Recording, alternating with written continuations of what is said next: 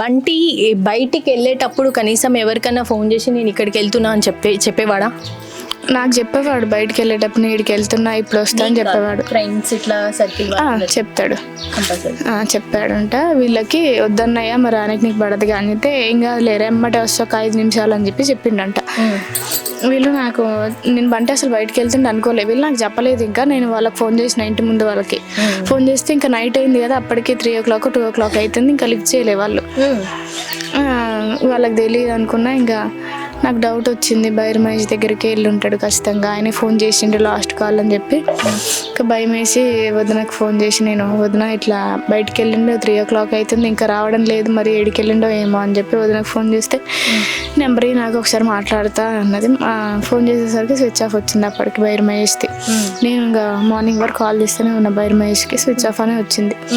ఇంకా నాకు ఆయన ముందే ఆ రోజు 26th రోజు మార్నింగ్ ఒకసారి మాట్లాడారు, 9 o'clock 10 o'clock మాట్లాడారు. 3 o'clock మాట్లాడినప్పుడు నేను విన్నా, అన్న ఈడికి వచ్చేసే నువ్వు అది దాగు నేను ఇది దాగుతా అని చెప్పి మాట్లాడుకురు వాళ్ళు. సరే అని చెప్పి మాట్లాడిండు. అంటే బంటి ఎలాంటి ఏం తాగాడు, డ్రింక్స్ చేయడు ఏం చేయడు, థమ్స్అప్ ఉండే మజా సంథింగ్ అవి తాగేటోడు. ఆయన మాత్రం కళ్ళు తాగుతా అని చెప్పిండంట. తోటలకు తీసుకెళ్ళిరంట, ఒక 3 hours దాకా మాట్లాడారు వాళ్ళు. మాట్లాడి అంటే ముందే వీళ్ళు ప్రిపేర్ అయి ఉన్నారు కదా, వాళ్ళని అక్కడనే ఉంచుకుర్రంట.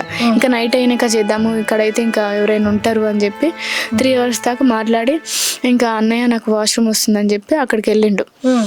బైర్ మహేష్ వెళ్ళి అక్కడికి వెళ్ళి కాల్ చేసిండో మెసేజ్ చేసిండో వాళ్ళకి, ఇంకా ప్రిపేర్గా ఉండండి మీరు వచ్చిండు బంటిని. అప్పటికి నేను వెళ్తున్నా అని చెప్పి బంటి ఇంకా లేవడం, అన్న నువ్వే బైర్ మహేష్ అన్న నువ్వే స్కూటీ తోలు నేను వెనకాల కూర్చుంటా అన్నాడు. సరే అని చెప్పి స్కూటీ మీద ఎక్కి ఇట్లా పట్టుకోగానే గట్టిగా మెడ పట్టేసుకున్నారు, కింద వేసి మీద కూర్చోవడం.